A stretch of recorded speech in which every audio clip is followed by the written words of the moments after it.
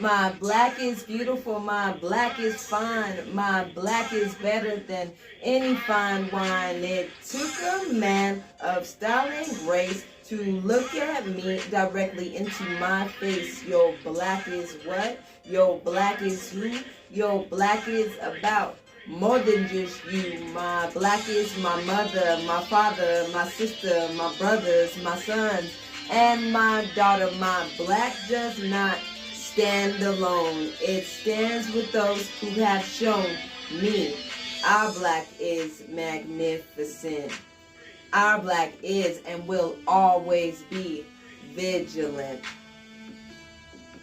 Hey. Hey, it's Modest Monday. Oh, man. This subject is pretty interesting, okay? It's pretty touchy. A lot of people probably don't even want to talk about it. But how is it that we expect as a black community to move forward when we can't even love each other? There it is. There it is. Ooh, my hand itching. Got some money coming. Whoopi Goldberg was suspended because she had said that the Holocaust was not about race. That it was not about race. Now, I know in black culture, especially with black on black crime, they don't say it's a race thing. No, they just say black people are killing black people. No one's concerned about it. Nobody's making shirts about it. You know what I mean? Like, family's not race for the families who do die, but as soon as someone passes away by the hands of another race, that's when it turns it is racism. That's when everybody wants to pitch in and everybody wants to go picketing and everybody wants to do exactly what they're supposed to be doing. That's choice. So you choose not to fight for the black on black crime, but you choose to fight for the racial injustice. I know as a kid, I hated it. I hated being mixed. My own family hated me. There were times when my aunt would tell me that I was the devil's child because of the fact that I was mixed.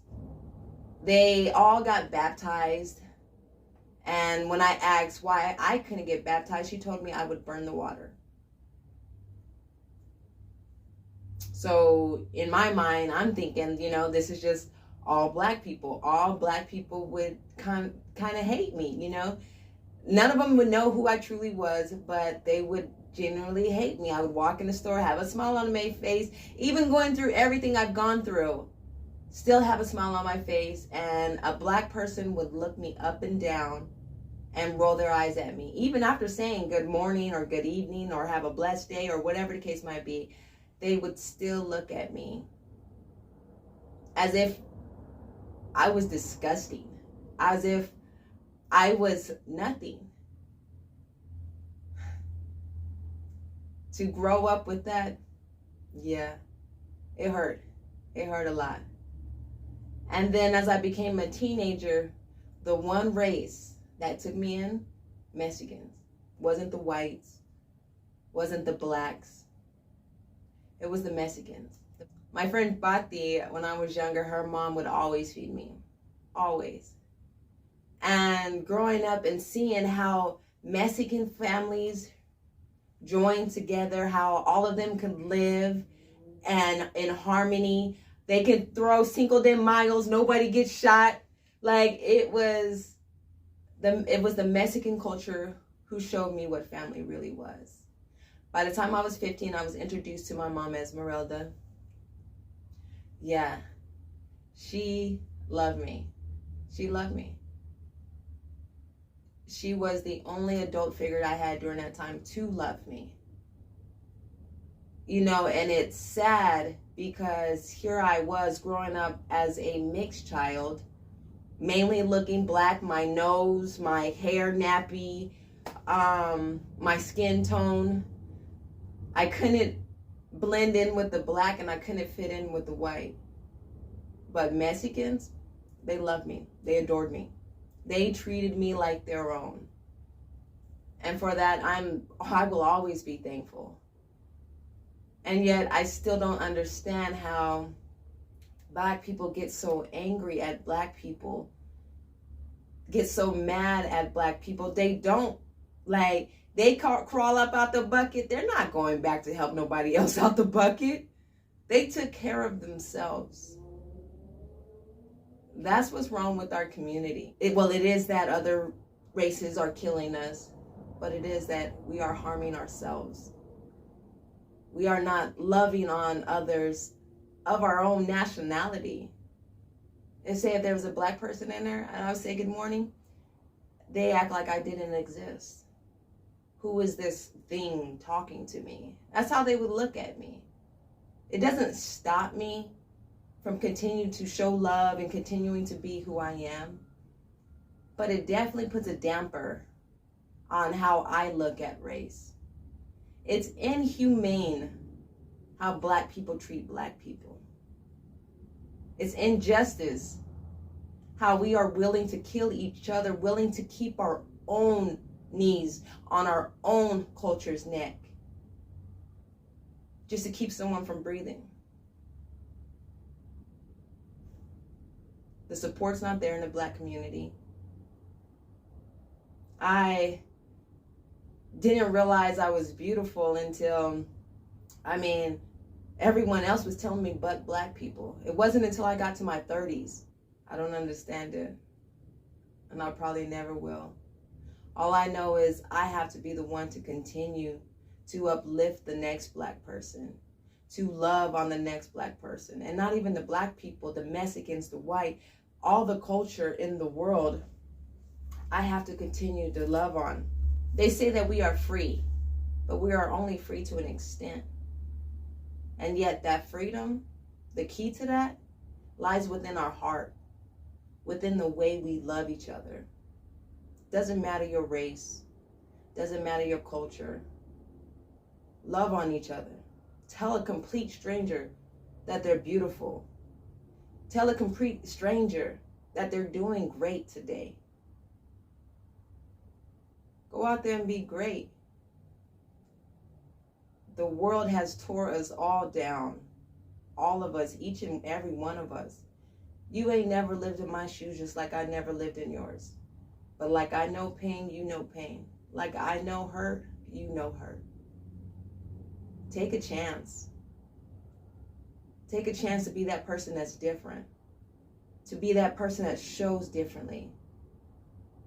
Even if the person that you go out of your way to say hi to doesn't say hi, don't let that stop you. Say hi to the next person and continue that. Hi, hello, how are you doing? Show a smile. I used to think that Black people were the meanest people that walked the face of this earth. And it was only because of what I went through or what I had to experience. But there was a few.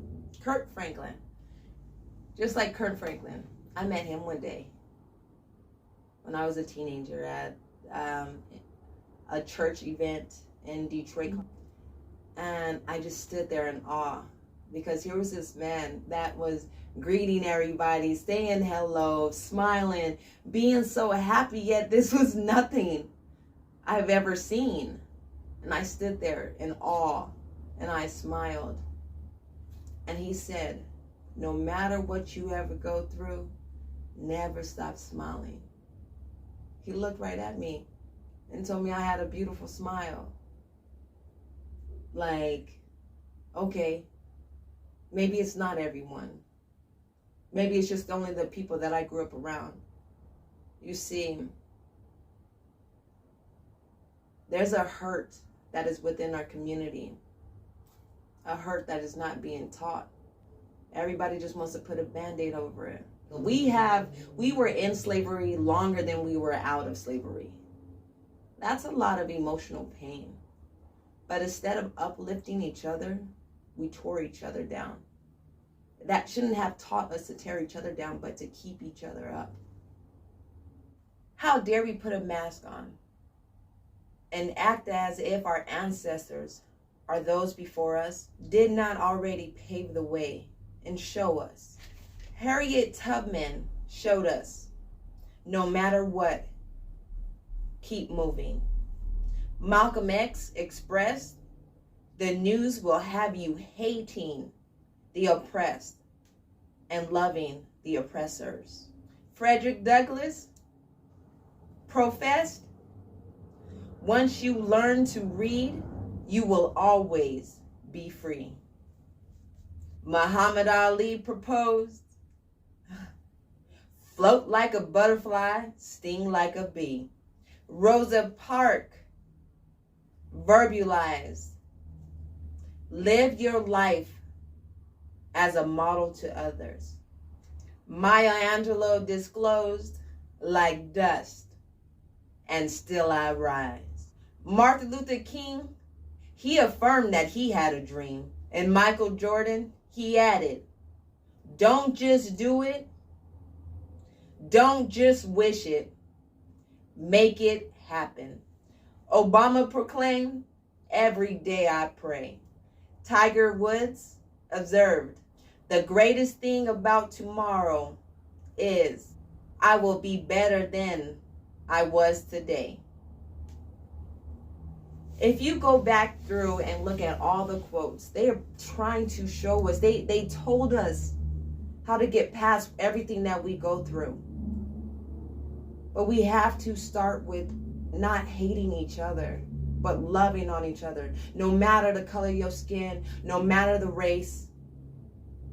And Black people, really love each other. Know what it's like to go to a family function and not have somebody fight. The Mexicans showed me that they're able to do it. And if they did, they was right back partying and drinking with each other. Nobody got shot. Nobody got killed. We can take a lot from other cultures. Stop with the black on black crime and then expecting everyone else to treat us like we should be treated when we have to treat ourselves right. I love all people, but like Maya Angelou said, like dust, and still I rise. We have to continue. We have to see what they went through in order to become better with each other. Lift out that hand, pick someone up, tell somebody that they're beautiful, love on somebody. There's so many different Bible verses on love. Like I was trying to say, love is the key. Love is the key to unlocking the injustice, the hatred, the racism, the everything that is ungodly. Like love is the key to saving this world. And that key, it lies within our heart. We have the key to change everything. We can't start with the next person. You definitely can't make somebody like you. But that one person don't like you, there's 100 that do. So continue to love.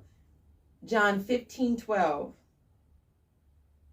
Love each other as I have loved you. Corinthians 16:14. Do everything in love. 1 Peter 4:8. Above all, love each other deeply, because love covers a multitude of sins. Leave it in the inbox. I know we all got experiences like this. It's not just me. Love each other not because of the color of your skin, because of what's in your heart. I want to give a shout out to all the Black people who paved the way, who made sure that one day we all would see freedom. Like I said, we all are only free to an extent, and the key to unlock it is with love. All right, Modest Monday. Go out there. If you another race, go out there, show a Black person love during this month. Show them love all year long. Don't just keep it in a month. That's what's wrong. They want to put it in a box. No. Show it all year long. Love on everybody like the Mexicans loved on me. Well, Have a wonderful day. Stay blessed. If you're black, stay black. Stay beautiful. And stay bold. Thank you. And have a wonderful day.